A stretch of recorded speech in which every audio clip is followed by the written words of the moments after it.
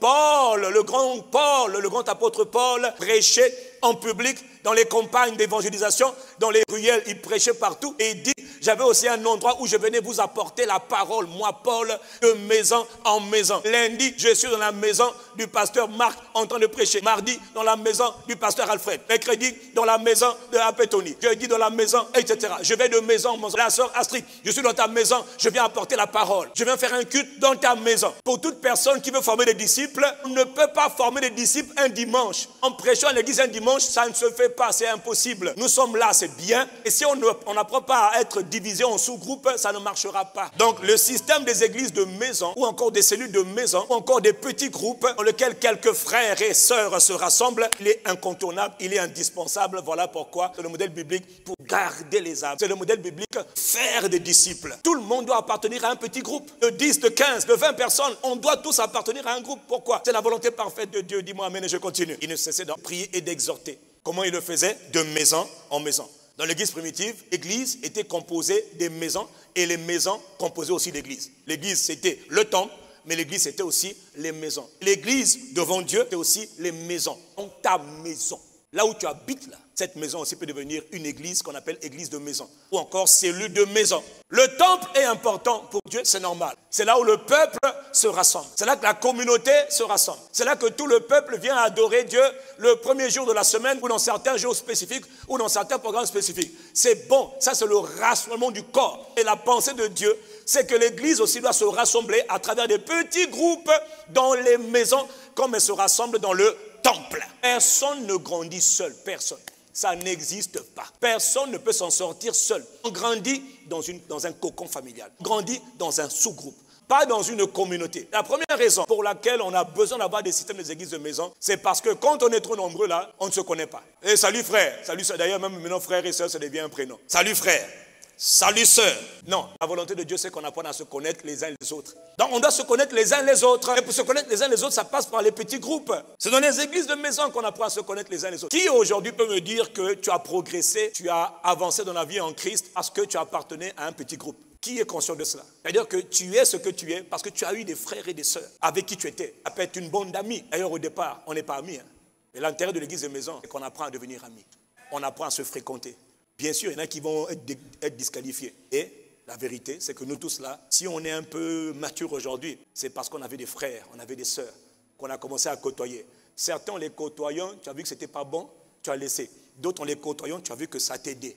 Ça te permettait de progresser. Ça t'a donné des amis, des camarades, une famille. C'est terrible dans l'église d'arriver dans une église et puis de ne pas avoir de personnes avec qui je peux développer une amitié. Mais c'est là dans les églises de maison qu'on bâtit des camaraderies, la fraternité. C'est toujours d'abord un petit groupe. Et ce petit groupe-là fait partie d'un ensemble plus grand. C'est pour ça que tu as besoin d'avoir quelqu'un à qui exprimer tes préoccupations. C'est là qu'on le fait dans les petits groupes. Quand tu es tenté, ce n'est pas toujours les pasteurs là-bas qu'il faut aller voir. Les frères aiguisent le frère. On peut s'encourager les uns les autres. On peut porter les fardeaux les uns des autres. On peut prier ensemble pour tes challenges. Tu n'as pas toujours besoin d'aller voir le pasteur là-bas. Non, ce n'est pas vrai. Et Dieu est un Dieu qui déverse les grâces dans son église. On n'a pas les mêmes grâces, mais on a des grâces. On a des grâces. Il faut que tu appartiennes à un petit groupe.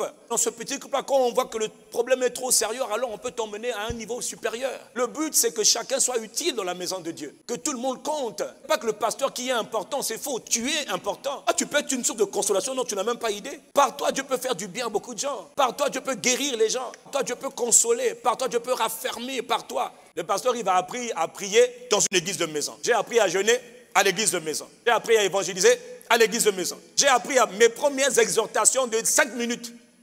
Église de maison. On va demander aux frères Yves d'apporter la parole. Quelle parole? Donne-nous une exhortation. Comment ça, exhortation? C'est là qu'on fait ses erreurs. C'est là qu'on fait les premiers pas. Mais c'est là que ça se passe. Quiconque tu vois aujourd'hui être un prédicateur, bon exhortateur, bon enseignant, un frère mûr, je te le dis, retrace sa vie passée, il a grandi dans un petit groupe. C'est là qu'on fait les vrais premiers pas. Les premiers pas, ce n'est pas la formation seulement, c'est faux. Ça, c'est on t'enseigne la théorie. Mais le premier pas, appris la formation, mais je la pratique à l'intérieur d'un petit groupe. Tout le monde doit appartenir à un petit groupe. Toi, j'espère que toi qui m'écoutes, tu as un groupe. J'espère que toi qui m'écoutes, tu as un groupe. Quand je me suis marié, ce sont les frères de la cellule qui m'ont aidé. Ils ont même cotisé. Et ça, c'est l'amour fraternel. Cérémonie de baptême. Les frères, on était ensemble. Hier, on était ensemble. Je vous le répète, j'ai appris à prier. Je vais toujours raconter mon histoire de ma première prière à haute voix. Tout le monde priait avant parce qu'un jour on a dit on va demander au frère Yves de faire la prière pour la clôture de cette réunion. Mon frère, ma soeur, je vous ai toujours dit, j'ai cru que j'allais tomber. J'ai failli m'évanouir ce jour-là. Qui va faire la prière de clôture? Donc même une prière de clôture là, tu nous vas se dire au nom de Jésus, frère, il y a quelques années en arrière, en 1996, quand il fallait faire la prière, c'était comme si tu tombais sur... Juste une prière de 30 secondes. Juste pour dire, Seigneur Jésus, merci de ce que tu nous as rassemblés aujourd'hui. Frère, le vocabulaire n'était pas là. Mais on a mûri, on a appris dans la cellule de maison. Pasteur Marc, il faut leur dire, c'est aujourd'hui qu'on va venir prendre le micro. Quand tu n'as jamais prié dans une cellule, le Dieu va te donner le micro. Prends le micro, élève ta voix, mais le micro va tomber. Et toi avec. Première chose, c'est impossible. On a besoin d'apprendre dans un petit groupe. On fait nos bêtises là, on fait nos erreurs là, on se plante là. On a prié maladroite, c'est là qu'on l'a fait, petit groupe. Puis on te corrige, non, ce que tu as dit là, c'était pas comme ça. Il fallait dire plutôt comme ça, là, tu dis, ah papa, il faut m'aider. C'est là dans les petits groupes. Les églises de maison sont des excellentes plateformes pour la formation des héros de demain. Lorsque l'absence d'un frère est constatée, je vous dis la vérité, c'est là qu'on voit la communion fraternelle. Hors de nos jours, quand un frère n'est pas là, oh c'est un mondain, il a rétrogradé, il a abandonné la foi, c'était un faux type. Oh. Est-ce que tu sais qui traverse? Est-ce que les gens savent, d'ailleurs toi qui m'écoutes là, est-ce que les gens savent les challenges que toi tu as? Il y en a qui m'écoutent là, vous avez des challenges, nous avons des challenges. Nous sommes dans un petit groupe, une petite cellule, qu'on apprend, je le répète, à prendre soin les uns des autres. Quand je ne suis pas là pendant 2-3 semaines, ça doit te préoccuper, ça doit te concerner, tu dois te sentir mal à l'aise. Si ton bras droit est paralysé, ton corps va souffrir. Ce que Dieu veut, c'est que tu t'occupes de ton frère et ta soeur qui n'est pas là. Ah mais non, ce n'est pas mon problème, c'est le problème du pasteur. C'est faux. C'est le problème des membres les uns les autres. Nous sommes tous des membres les uns liés aux autres. Quand l'autre n'est pas là, ça doit te préoccuper. Ou bien ton corps est-il devenu tellement méchant et tellement dur, tellement insensible que ça ne te fait plus rien. Ben ça c'est une chose, Dieu est préoccupé. La communion fraternelle, quand Dieu ne te voit pas, Jésus a laissé 99 brebis pour aller à la recherche d'une seule brebis qui était perdue. Et toi, tu apprends que la brebis de la communauté n'est pas là, ça ne te fait rien. Non, ça doit te faire quelque chose. Mais toi qui es perdu, c'est parce que tu n'étais pas dans un groupe solidaire, dans un groupe fraternel. C'est ça que Dieu veut bâtir dans l'église. Des groupes solides. Dis avec moi, Seigneur, aide-nous sincèrement. Seigneur Jésus, aide-nous à vivre la communion fraternelle. Aide-nous à nous porter, à nous supporter.